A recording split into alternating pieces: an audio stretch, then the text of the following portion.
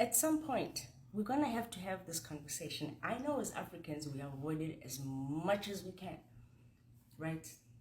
No matter how many times, people try to explain things, it's like, Africans do not like to have this conversation. Here's the conversations Africans like to have, and that is, the oldest human being and the oldest person in the world came from East Africa. The oldest human being in the world came from South Africa, right? Those two groups. And legitimately so, because they have some of the oldest bones, both Kenya and South Africa. So it's not a competition. And I'll tell you why it's not a competition, okay?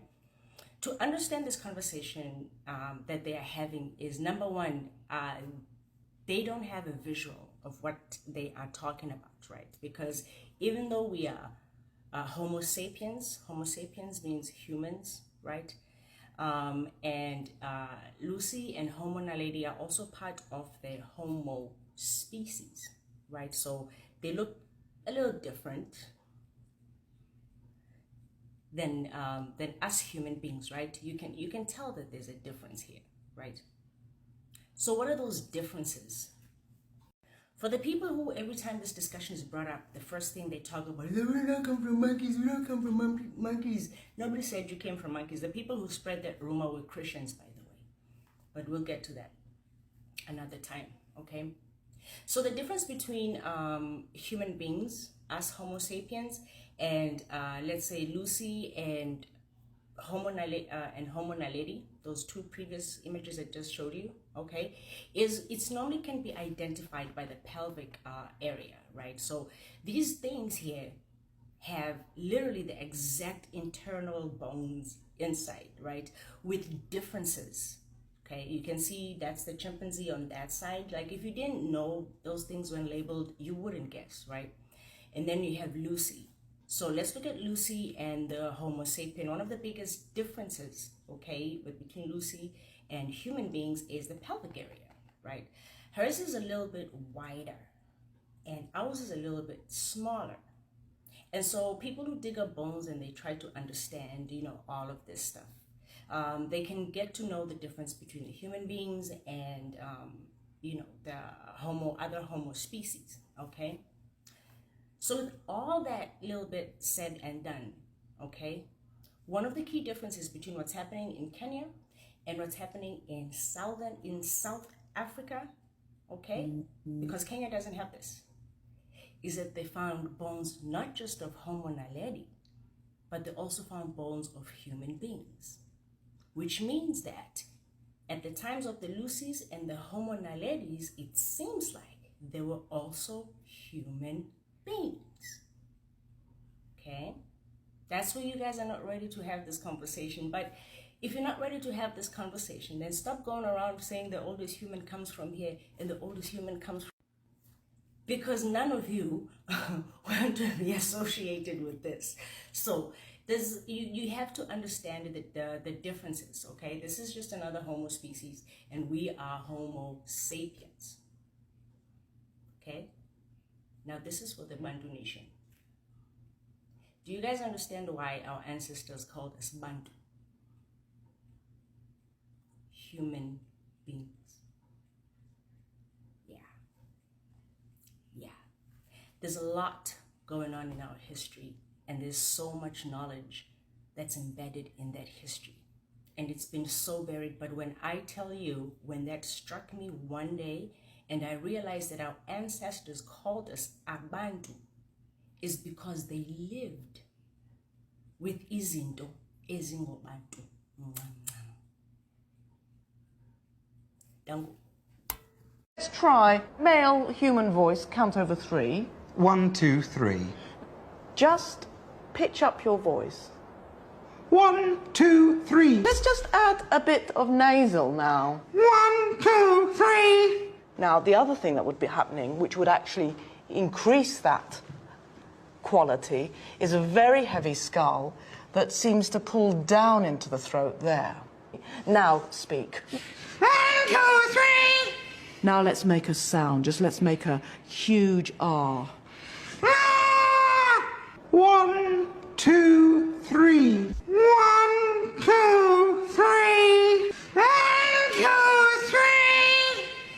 Now let's make a sound. Just let's make a huge R.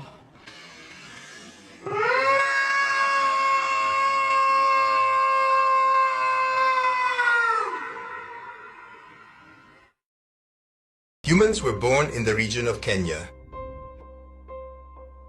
The humans who were thus born in this region of Kenya would go on to colonize the Nile Valley at a time when no other race existed on Earth. Now, it is impossible for a humanity born at the latitude of Kenya not to be pigmented, and pigmented black absolutely. Why? Because we know that the flow of ultraviolet radiation, which kills life, which destroys life, right, would not allow the survival of a humanity at the latitude of Kenya. So, a humanity that was born in Africa was necessarily negroid in its morphology and necessarily pigmented, with pigmentation serving as a protective screen against ultraviolet radiation. The average NFL linebacker and fling him over the goalpost. Phenomenal strength in the Neanderthals.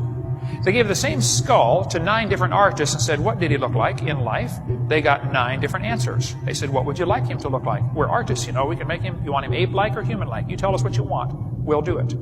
Jack Cawazzo, a friend of mine from New Jersey, he's been a dentist for 32 years. He came and spoke at our conference a few weeks ago at the boot camp we had in Pensacola. He studied the actual Neanderthal skulls in Europe. He said, these Neanderthals are just perfectly normal humans that are living to really great age. See, before the flood came, the people lived to be 900. After the flood, lifespans dropped off to 400, and then 200, and then 100. But that's still a long time to live. And it's a simple fact, the bones of your eyebrow ridge never stop growing. So if you could live to be 300 or 400 years old, your eyebrow ridge would stick way out. People today, they use their jaws a lot, like the Aborigines in Australia are always using their jaws as a vice. They don't carry a toolbox with them. Their eyebrow ridge sticks out really far because of the chewing muscles. It pulls on the bone. The Neanderthals are perfectly normal human that are living to be 200 or 300 years old. That's all they are. Their brain's bigger than ours. They're not subhuman at all. They're just really old human. There's an Aborigine on the far left over there. See the eyebrow ridge sticking out? That's from chewing or using your jaw muscles a lot. There are a lot of different shapes of head. You could line up the folks in Knoxville, Tennessee and prove evolution just by the shape of the skull and drive downtown. You'll see what I'm talking about, okay? Here's Cro-Magnon man, still used in the textbooks, yet it's perfectly normal human. Why on earth is that considered a missing link? They've got one in there called Homo sapien is modern man. He's listed as Cro-Magnon. It's not modern, it's not a missing link at all. One they've got in there now is called Australopithecus afarensis. That was proven wrong in 1973. 30 years ago, proven wrong. Why are they keeping that in the textbooks as evidence for evolution? They've got Australopithecus africanus, or afarensis, better known as Lucy. How many have ever heard of Lucy before? Donald Johanson found Lucy, 1974, Ethiopia. He had gone there with a grant to look for missing links. Somebody gave him some money, said, here, go find a missing link. If you don't find one, no more money. 2 weeks before his grant money expired, he discovered Lucy. Highly motivated, I suspect. And that would be a suspect, by the way, in a court of law, you know. Lucy was 3 feet tall. It was obviously a chimpanzee of some kind. Now, the bones of the skull were crushed thoroughly. Could not tell anything about the skull. But when they put it together for your kid's textbook, they can make it half human, half ape. They named it Lucy because they were listening to the song, Lucy in the Sky with Diamonds. Very popular back then. Which, by the way, has the initials LSD, which they must have been on when they found this thing.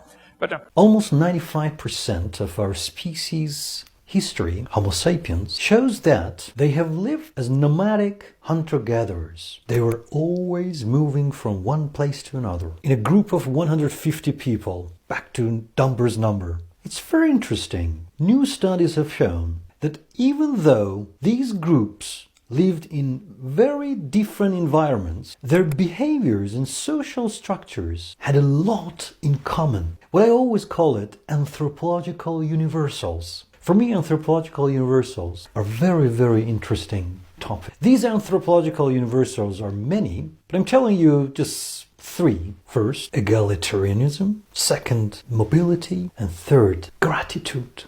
Black people created the English language. Now, we have been lied to into believing that a person who descended from a cave created the English language. But when they came out of the cave, they didn't even know how to speak. So how the hell could they teach us a language? A language, a motherfucker who descended from the caves. They told us that they created English, but they didn't know how to speak. It's a very, very sore subject in academia to talk about what parts of the globe have people that have much greater representation of Neanderthal genomics or whatever. Yeah. Is it sore? Why is it sore? It's just, it's like, there's a book about human history. Yeah. And he talks in there. He's like, this is a thing you do not discuss. I think just the implications of certain, being underdeveloped, like the Geico commercial. Yeah, exactly. Yeah. You don't talk about what parts, like when you look at however it worked with the human diaspora, as the diaspora was occurring, certain branches and arms carried heavy Neanderthal representation. Yes. And it's just become a taboo subject. Yeah, it's not normal. Because there's the old idea that it was bad, but then the reason I'm interested in the subject is everything we find out about them makes them seem smarter. You're open to the idea that Bigfoot might exist. I was in the midst of Ecuador with jungle all around and a few little isolated communities. And hunters used to go from community to community. So I asked my translator, I said, when you meet one of these hunters, have you seen a monkey without a tail? And 5 of them came back and said, oh yeah, there are monkeys without tails. They walk upright and they're 6 foot high. And do you have any idea, or theory as to what those might be? Well, sort of maybe, remnant Neanderthals or something. Huh. Good question, and actually asked honestly, not by a troll. So why do we refer to these Denisovans and Neanderthals as different species, not just different races? We do have quite a bit of variation with people today. So first off, race isn't really a scientific term. Ethnicity would be a little bit more scientific, but when it comes to science, we're really looking at populations and where they descend from. And race, that's not telling you that. Race, it focuses on really specific traits that people 100 years ago deemed as important. And some of those traits, like skin color, they don't tell you where you descend from. Like skin color, it evolved convergently all over the world as we moved around. Beyond that, and to really answer your question, it comes down to time. So all modern humans today, despite the variation, we all share a common ancestor that lived around 120,000 years ago. Evidence suggests that common ancestor was in East Africa, maybe Southeast Africa. So all of us, our common ancestor existed around 120,000 years ago. Us and the population we call Neanderthals, those two populations diverged between 500 and 800,000 years ago. Some models suggest clear back as far as maybe even 1 million years. So we were isolated from each other for hundreds of thousands of years, and that is why we consider ourselves different species. Granted, during that time, the climate did shift, and occasionally we moved north and they moved south and we met up, but that was really rare. So for the most part, we're 2 very distinct lineages. So that's the answer, time spent apart. There were some Neanderthal bones found in the Krapina rock shelter in Croatia. These show signs of cut marks on the bones similar to what you would find on animals. And so the way these cut marks are found on these bones, it indicates cannibalism. And before you get all freaked out about that, cannibalism in some cultures can actually be ritualistic. It can be a way of honoring their dead. That also said, it's also in some cultures a way of showing victory over an enemy. And then, of course, in other times, it's shown as we're hungry and we need something to eat. Bro, I just went into some serious law doing some research on fucking human species, bro. And all I'm saying, bro, I'm gonna make a whole series to this shit, bro. No cap. So if you guys don't know, most modern humans today are Homo sapiens, which is right at the bottom here, this thing right here, you know what I'm saying? Homo sapiens pretty much came from Africa. That can explain why they have brown eyes, big nose, big lips, dominant genes, you know what I'm saying? And they also had a lack of hair because obviously you didn't need hairy skin because it was sunny, so hair on your skin would make you hard, essentially. And then obviously darker skin means that you can absorb sunlight from the sun, you know what I'm saying, melanin.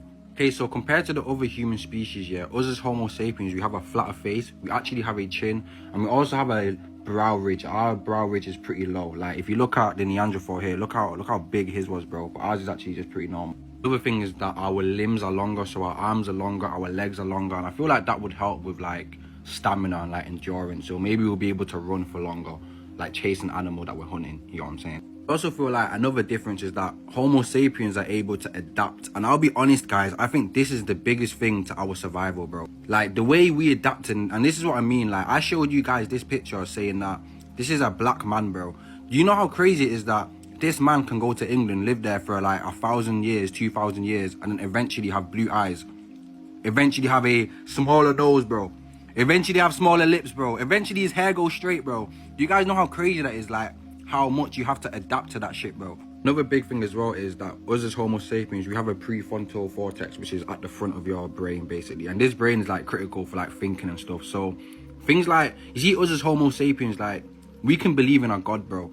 I don't think that these other species could think stuff like that, simply because they just wasn't smart enough, bro. Their brain couldn't withstand that level of thought process, you know what I'm saying? Like, these other species probably acted like animals just because they just wasn't in tune like that, and that's what made us survive pretty much, because we're just a lot smarter. But before I end this video, yeah, now I just want to bring into a scenario, right? So imagine you are a Homo sapien, right? You just crossed Africa, you got into, you know, Europe, and then you seen this. Well, bear in mind, you might have looked like this, right? And you just got into Europe and then seen this right here. How do you guys think that first went, bro? Because imagine seeing something that looks like you but isn't you at the same time, bro. You're gonna be staring at each other. Bro, you guys talk about it. It started with a few social media posts, then came the reaction video, the podcast, the hated comment section, and suddenly everyone seems to have an opinion about Asian DNA. But here is the surprising part. What began as a discussion about human ancestry quickly turned into a much bigger debate about identity, history, and science itself. The internet exploded with arguments, jokes, and hot takes, but beneath all the noise lies a fascinating question. What does modern genetics actually tell us about where we came from, and what does it not tell us? In today's digital world, scientific topic can go viral overnight. A study gets mentioned online, everyone share a clip, and before long, millions of people are debating subject that scientists have been studying for decades. One topic that's repeatedly sparked internet is Neanderthal DNA. Researchers have found that many modern humans carry small amounts of Neanderthal ancestry due to ancient interaction between populations tens of thousands of years ago. But what often gets lost in online debates is the complexity of human history. Human ancestry is incredibly diverse and interconnected. Genetics tells us that our species have migrated, mixed, and adapted across continents for thousands of years. At the same time, scientists caution against using a genetic information to make broad assumptions about modern racial categories, because race as we understand it today is largely a social concept rather than a precise biological division. That's why conversation about ancestry can become so emotional. For many people, this debate isn't just about science, they are about identity, culture, and not how scientists society understand history. Social media often turn nausea research into simple headlines, but the reality is usually much more complicated and far more interesting. Perhaps the greatest lesson from modern genetics is this. Humanity share far more in common than many people realize. The story of human origin is not one of the separation, but of movement, interaction, and connection across time. Before I go any further, I want to thank every single one of you who watches this video, share your thoughts, and support this channel. Your curiosity and engagement help create a space where we can explore history, science, and culture together. Every comment, every like, and every share means more than you know, and I truly appreciate each and every one of you. Now I want to hear from you. Do you think social media help people understand science better, or does it sometimes oversimplify complex topic. Let me know your thoughts in the comment below. And if you enjoyed this video, don't forget to smash that like button, subscribe to the channel, and turn on all post notifications so you never miss an upload. Share this video with your friends and family. Join the discussion below and help us continue growing this amazing community together. Thank you for watching. I'll see you all in my next video.